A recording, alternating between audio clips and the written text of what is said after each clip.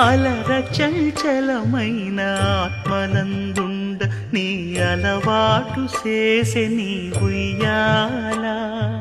అలర చంచలమైన ఆత్మలందుండని అలవాటు చేసే నీ ఉయ్యాల పలుమారు ఉచ్ఛ్వాస పవనమందుండ నీ భావంబు తెలిపే నీ ఉయ్యాల